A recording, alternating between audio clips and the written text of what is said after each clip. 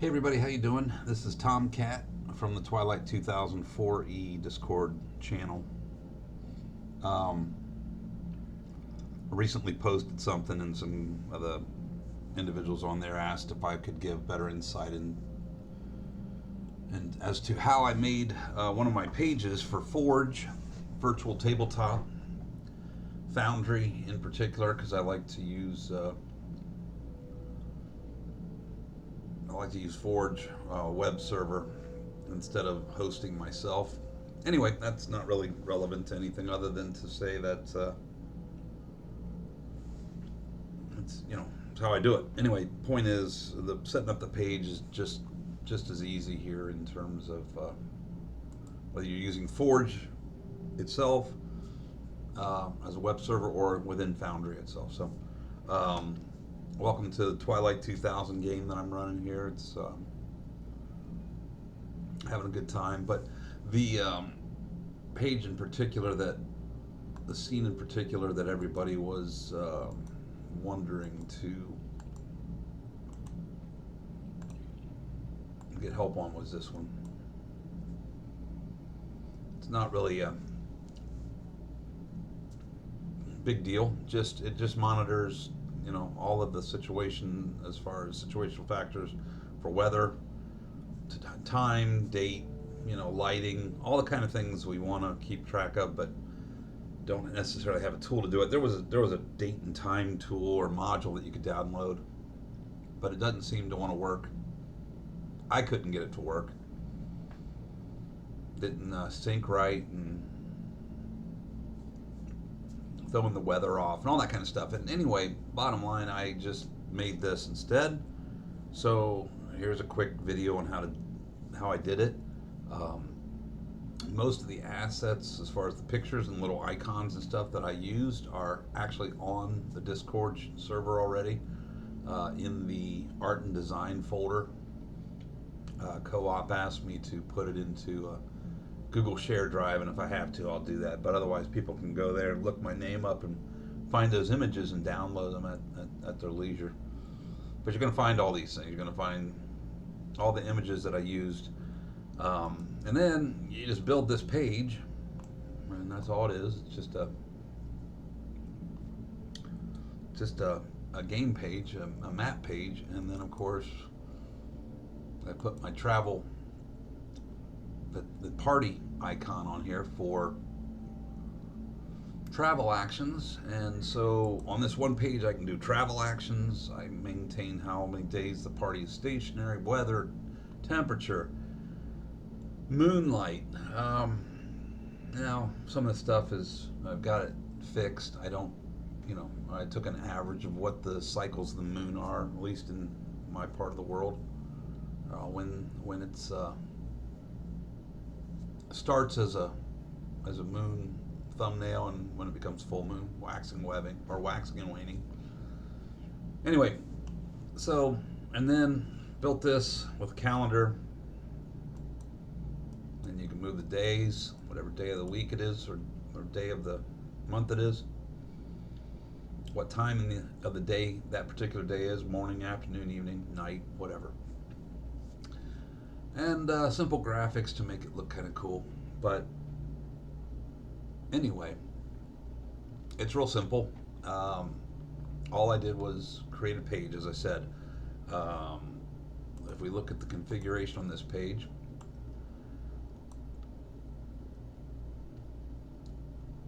we start with background, and I've already, like I said, I uploaded this image. You would just upload this to your asset library in Forge or wherever you keep it on your computer, and it's this picture right here. You can see it's got a calendar already set in it with the tank. If you wanted to rebuild that and make it your own, that's totally up to you. All you're going to do is just match the colors. I actually put the calendar frame in Discord as a downloadable file that you can set up your own background as you please. I think I did. Maybe I did. No, never mind. I didn't. I just put the picture of the tank in the calendar of days 1 through 31, and then I laid it in there. Obviously, you have to configure this for gridded. So I put my picture in as a background, and then I came to the gridding page, and I set my grid so that it related to the calendar itself as close as possible. And I made this grid for the calendar, so it's obviously it's not perfect, so I couldn't get the grid to work out exactly, but it works out close enough for our purposes here. And you just maneuver, using your arrow keys, maneuver the set the size of the grid scale that you need. For in this particular instance, I have the background image scale at 1.08683. Grid size is 100, and then you use your arrow keys to left and right it into place. So that, and usually I set up one, and I made sure it was as close across the board as it could be. I tried expanding the scale of the grid squares, and it's you can, but it's just not that big a deal. So once you get that set up, and you lay your picture in the background, you get your gridded calendar done, save that change, and you can close that, and boom, you've got the calendar set up so that when you put a token on here, it will move and stay within the day. As you can see here, by the 10th, or all these days at the end of the month, it kind of doesn't fit correctly, but again, it's close enough for my purposes. Doesn't need to be perfect. The calendar itself doesn't have the month name in it. It doesn't have the year. It does have the moon cycles because I didn't want to have to worry about changing those. I like to play a game it's got real life stuff in it. But if February of 2001's moon cycles don't begin on the 3rd or don't begin on the 20th and go full by the 26th and then wane by the 3rd, I really don't. It's not a big deal. It's close enough to, again, give the game and the mechanics of the game content, so that if there's, if it's a clear day and it's a moon, they have dim lighting. You know what I'm saying? So it works. So you set your grid scale to the calendar. That's done. Lighting and ambiance isn't a big deal. I don't have any presets in this stuff. It's just left blank. The only thing you do have to do is you got to make sure the background of your behind the picture art is the same color as what's in the picture, and as close as I could get it, it's this color right here, which is a number symbol EEDDC9 or hashtag EEDDC9, and that way everything looks congruent there with coloring and stuff. So once that's all done, of course, I show it in navigation. I allow all players to see it and select it as they please. Okay, that sets up the actual page itself, and the only thing you would have at this point would be the grid of the calendar and the tank. Everything else, I'm going to show you how I added it afterwards. Next, I go to images, because I want to lay in the morning, afternoon, evening, and night images. Again, these are uploaded to the Discord in that same channel. And you just go to your tile controls, look for the image in your image viewer or browser, and just drag them onto your screen. Once it's on the screen there, you size it, and I moved it over. So I made it 2 by, or maybe it's 3 by 4, basically filling those grid spaces on the left hand side of this of the map of the calendar here. And I did that for each of them. I did it for the morning, then I drag in the afternoon, I drag in the evening picture, and I drag in the night. Once they're in place, I lock them so that I can't move them by accident, and of course the players can't move them. Then there's this token of a clock that I particularly use because I want it to you know. And if you hold the shift button, guys, it'll allow you to set something where you want it to go. But then I can move that clock to the period of the day, so that it, you know, we know it's the afternoon hours between noon and 8 noon. It's that cycle of the day, right?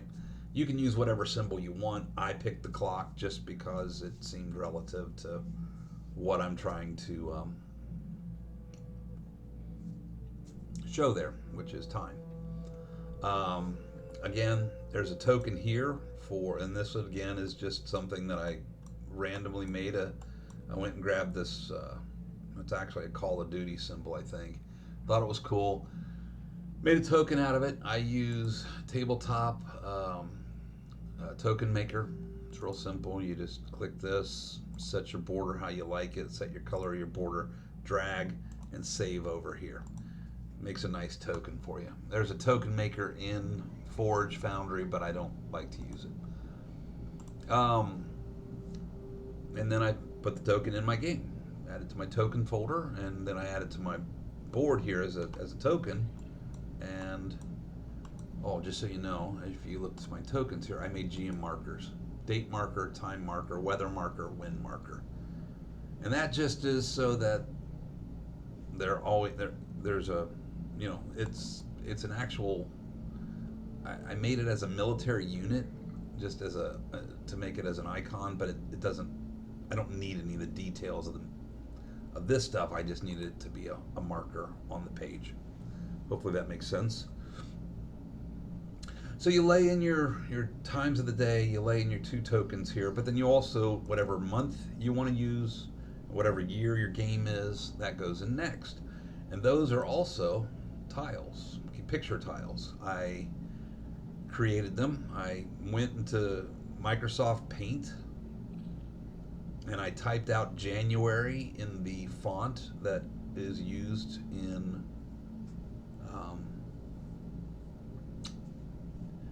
the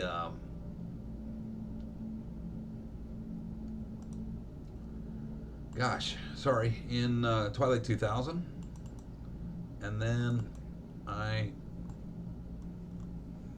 made them so there was no background. They're just a clear blank picture, and I dropped them in. Once I sized them and I put them in the calendar, so that it's at the top of the calendar, and I locked it. Then I made one for year 2001, locked it. And as your calendar progresses each month, I'll change that to February, I'll change that to March. And as the years go by, I'll change it to year 2002, 3, depending how long the game lasts, of course. But bottom line is, the calendar is 31 grids. Doesn't mark which day it is, Monday, Tuesday, Wednesday. We don't need to get in that specific. If my players really want to know what day of the week it is, I'll look up January 6, 2001 and see what day it was of the week. I really don't care. It's not critical to be visualized. And then for months that are only 30 days, I've moved the year 2000, or I created a drawing. So I go to my drawings here, and you'll see that I created a drawing, and then I can blank that out by hiding it or unhiding it. If I hide it, players can't see it. If I unhide it, they can't see the number anymore. So just simple ways to cover up days. I did it with the 2932. That's why these are kind of dim, because it's the GM view. But if you were looking at the player view right now, they'd see the 29, 30, and 31 clear as a bell, because these particular tiles or image pictures I've drawn are hidden from their player's view. So that's how I set up the calendar. Again, each piece is separate. The only thing that's not separate is the actual grid with all the numbers in it and the moon cycles. These 4 pieces over here are all images laid on top, as I showed you. These are tokens. All right, then we go over here to the rest of the display. Weather and condition, that is text. Okay, I can edit my text. You can type on your screen. You can position it. You can do lines around it. However you want it to look, you can build it. Mine's just plain, clear.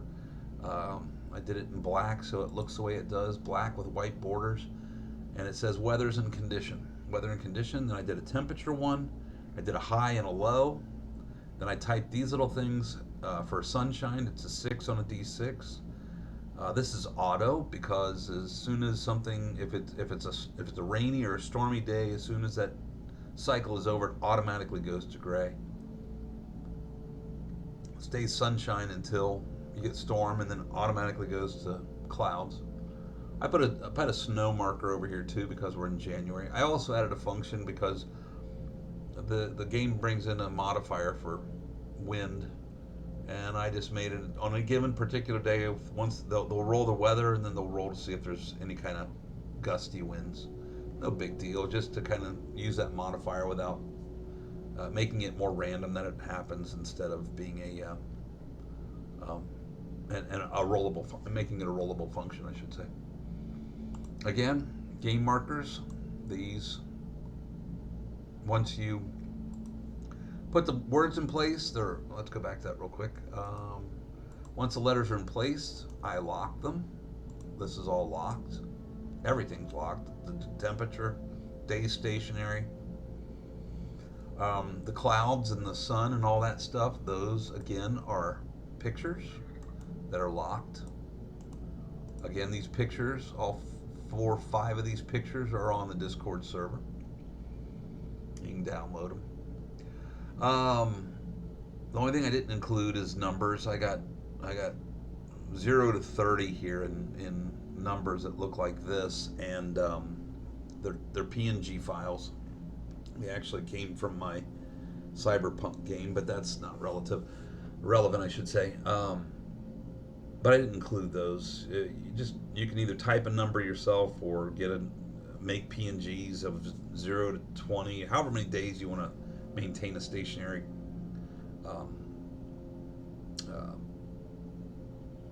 number there, so that the players, because as they remain stationary more and more, the threats become higher per the mechanics of the game. So that's an image. These are all images, okay? But once they're in place, they're locked so that they can't be moved by me until I unlock them, or certainly by a player. Then we go back to, and then of course I determine the temperature for this period of time. Right now because it's a sunny day, so to speak. In January, I said, when our game's set, when it's sunny, it's 36 degrees, and it's about, on the low end, 19 degrees. And that's just for player information, of course, but also to make sure that they're paying attention to hypothermia and stuff like that. Lastly, like I said, we use the markers. I made these 4 game markers, and these are movable. So if they roll and it's all of a sudden storm, but it's January, I might say, nah, it's actually snow. So I'll drag that over to there.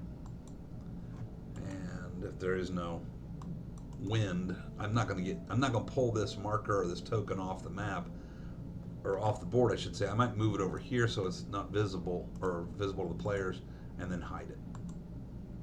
That way they don't see it. And that's really it. There's nothing. So let me put this back real quick over the wind, and I'm holding the shift button so I can set that where I want it to go, because even though this is gridded, these little squares I made aren't necessarily matching the grid itself there, so I don't want to screw that up here. Hold on a second. Anyway,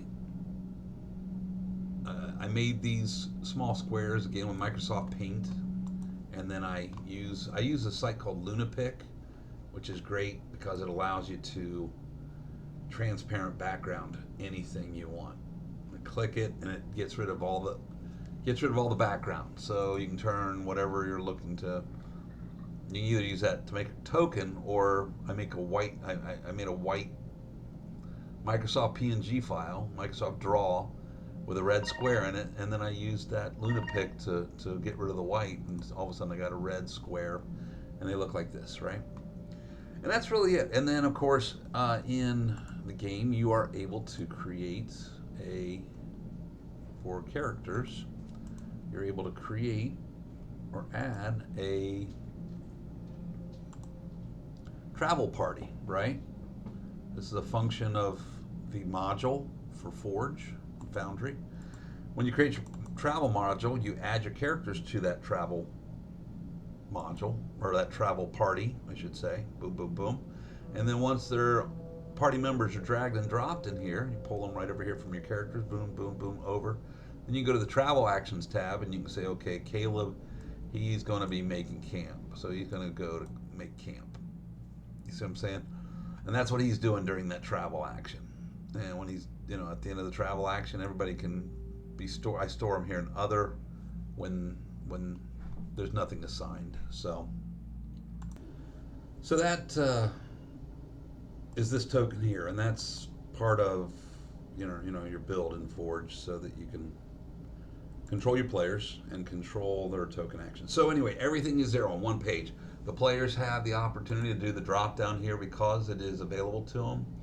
They can always open, I'll go back to landing. They can always open the calendar weather to see what is going on. Or if I say, someone go to the weather board and update the weather for me for this time frame of the day, and move the marker for afternoon into evening or whatever, or I maintain it for them. So that's it. That's the nuts and bolts of this page.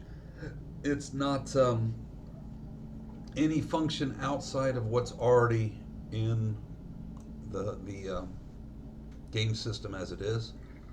Just some pieces that you might have to make. Some of these pieces you might not even want to use. If you don't want to use the morning, afternoon, evening picture, you don't have to.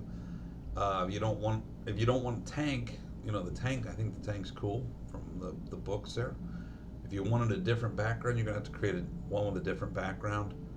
If you don't want to use these weather condition, I made these. I just looked up weather GIFs or BMPs on Google. However, you can, but if you don't want temperature, whatever you want to do, you can. Not, like I said, none of this is fixed. The only thing fixed is the picture of the tank and the grid of the numbers for the calendar. Everything else is absolutely interchangeable, movable, deletable, and simple. So hopefully that helps. If you need any or have any other questions, feel free to reach out to me on the on Discord, and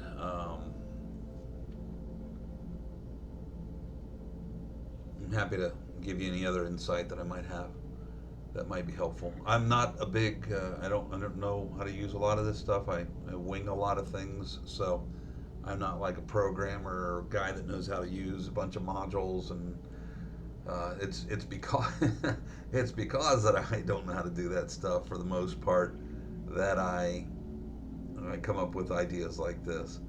I'm sure that there's probably someone that's made this really cool system that tracks the actual time as it moves in game, and if that's important to you, then you might have to look for those kind of components. Like I said, there was a date and time one. There's a calendar, simple calendar it's called. It's a module, but it's not up to date, or it's not compatible with the current version of Forge Foundry, so it wouldn't work well. Anyway, thanks for the time paying attention here to what I've got here for the game, and if it's useful, have fun with it. Bye-bye.